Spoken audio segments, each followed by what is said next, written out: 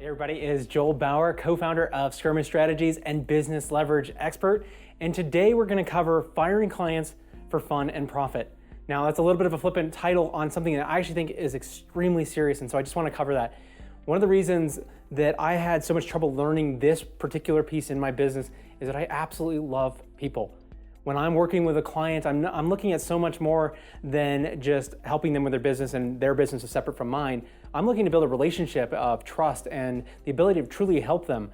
And I actually feel like ownership of their business. Not that I own a piece of it, but that I would look at it the way I would solve my own business. So as they describe a problem, I'm not just going, okay, well, that's your issue, I'll just give you this thing. No, I'm thinking, what would I do in their situation? You know, I start talking about with like the feeling of we're going to move this forward, we're going to make that happen, because I love businesses and I love people. So together, this is a really hard one because I get attached. I get connected to them in a way that just allows me to do what I do, honestly. I mean, that's why I've done such a great job with my clients, is that I do really care about them and their businesses. So when I'm talking about this, it was kind of a flippant title to connect to people, to get them to start thinking about it a little bit, but it does cost you money and it does cost enjoyment if this is done incorrectly. Sometimes your business has grown to a level, or a client is just not someone that is behaving well for what you need in your business to grow, or just your general enjoyment in life, and something has to be done. So what I want to do is actually give you some indicators, because I know so many people that are in these situations and they're constantly questioning, am I doing the right thing? Is it me? Is it them? Am I just not, have I done something wrong? Like if I actually let them go. Now, when I say let them go or fire them, I do not mean just run. I mean, make sure that you actually have a transition plan in mind that really takes care of them. You know, when I come into an agreement with a client, there's generally things that I've promised that I was going to do, things that I was going to help them achieve. I still want to make sure that's on track. I don't want them to lose everything that I've been building because it's in my head and they don't get access to it. I want to make sure that they're in a great place. So I will work out some sort of way to allow us to get to a win-win. You know, whatever the difficulties are, I will open generally with a conversation with them and work through as much of that as we can. And maybe we can get to an agreement where it still works. I just needed some concessions on what exactly I had to do. And then I could maybe add these other things that are actually better for them than what they originally had us doing. So how do I establish these? How do I find when an agreement really has gone kind of the wrong direction? And I think of it as sacrifices. So I look at the 4 sacrifices that I might be making. 5 sacrifices that I might be making in order to keep this client as a client. And so the first one, and the most obvious one, is if I feel like I'm sacrificing myself, my enjoyment, my love of my business. You know that feeling when a client calls and you're stressed like immediately. That's a feeling I don't want on a daily basis. So in order to take care of myself, if I'm sacrificing any part of myself, I have to think about that. I either have to restructure the agreement or I have to get out of it.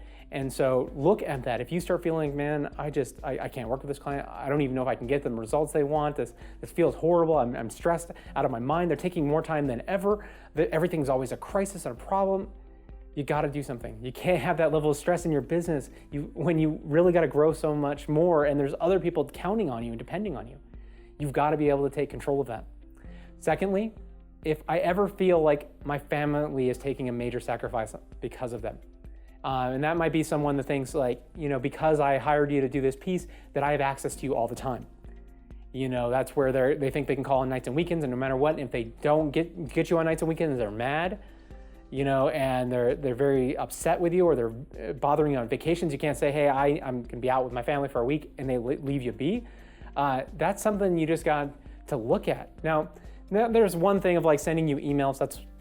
That's one thing. Like if it's really light and they're just trying to keep you informed and give you information, versus them requiring your response, that you have to step away from your family and doing something with them in order to make your client happy. That's a sacrifice I'm not willing to make. The next is other clients. If you think about it as like your clients, especially at the same level, it's very easy to see if they're all kind of paying the same and getting the same service. If one client is taking like 80% of your time, of your hours, that's time that's being taken away from people that maybe are your best clients, the ones that are very rewarding to work with and exciting and don't require that much time. They love working with you and they just want that little bit, that next step, that next jump, and you can give it to them. And it's so rewarding when you get to those really powerful relationships that don't take a ton of time but the time that you do spend is impactful. And so that's what I generally look for. If you need to spend 80% of your whole overall time with a single client, you are taking that time from those clients. Maybe you could do more with them. Maybe you could take them to the next level. Maybe you could get more like that. And so there's people out there that aren't even getting the benefit of working with you and getting all the things that you could add to their business right now because you're spending all your time with this other client that's really taking from you. And now this doesn't mean that they're bad. This doesn't mean they're a bad person. Sometimes they just have different views of the world. Like in their world, maybe it's to know that you're serious about business is that you're always on, you're always doing it, you're always moving.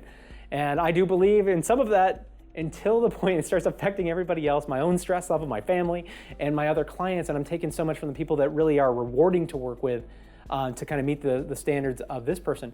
And that's an easy conversation. Hey, we have different views of the world and how business works. And so these are the kind of the grievances I have, or not grievances at that point. These are things I'm thinking about that are really tough for me to manage with. If that doesn't work for you and you need that, I might not be your guy, and that's okay. We'll figure out how to take care of you. So if you come from that angle, it's a lot easier to just admit what it really is. It's not trying to villainize someone or make them at fault. Another one is your business. And that's really what I'm thinking about there is the business model, the structure of how you do business and where you're going. Your business will naturally grow. As you're kind of moving things on, it'll start to grow. And at some point, how it's grown or where you're headed or what you're focused on and where you want to go is going to be out of mesh with some of your clients. And that happens. Sometimes maybe the payment structure that they had or the access they had to you had to change because your business has grown to a level where that's no longer available or you can't do it that way. And that happens a lot, and people get stuck in businesses for years because they won't just answer this. No, this client just isn't fitting where we're going. It's not their fault, it's not our fault, but we have to be honest and do something about it. We have to give a transition plan or switch over how they're being treated or how they're being interacted with so that both parties are being taken care of in a great way, maybe just not in the way they had been. So that's, to me, is a series of conversation or a transition piece or maybe just reworking the negotiation of what has to happen there and what they really need can clear up a lot of that space and allow your business to keep moving and keep growing because it has to. That's how your business survives and gets to levels of things that you're dreaming of building since you started your business. That's how you have to get there. Sometimes it takes transitions, it takes switches, and not everybody is going to come right along. They just can't. It'll actually be damaging your business, so handle those. The last one I want to cover, and it should be clear for most people, but I just want to say it because I've seen people actually trapped in it because they probably have a similar model that I do, that I love people and I care about people and I feel attached to the business that I'm working with. But if ever the client is asking you to interact in something that is wrong, or even that they're doing something wrong, you need to get out of that. And that's both of some of the things you think are actually morally or ethically wrong. Definitely get the hell away from that.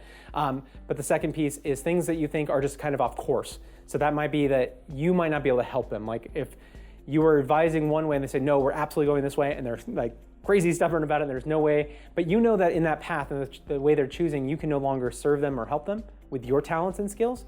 It's honorable to really just take a step back and go, hey, this is not what I can do and what I can deliver. Where we started these are my key areas. This is what I do really well, and this is where I can help you.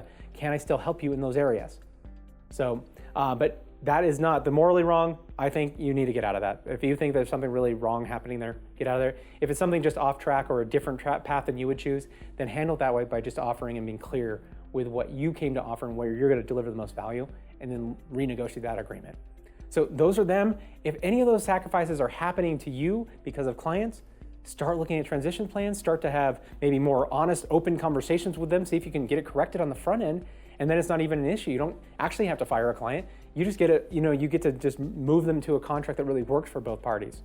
So do that, take care of yourself, take care of your family, take care of your business, and you'll get the success that you want.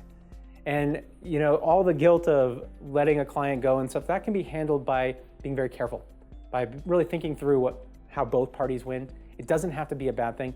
And this is definitely a place where it's a lot easier to make more money than you were doing before, because it takes a lot when you feel stressed or pulled or really you're kind of zapped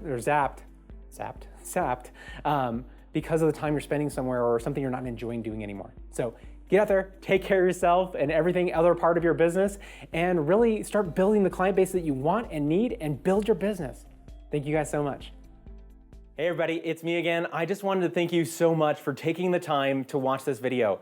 If you learned something here or got excited about something you know you should be doing in your business, or just really enjoyed the video, please hit the subscribe now button and become a member of our amazing community. Also, if you know someone that could really benefit from this video, either in their personal life or in their business, please share it with them. My mission here in doing these was to help as many people as possible. Also, I want to offer you our special report, the 7 things every entrepreneur should be outsourcing to an international VA.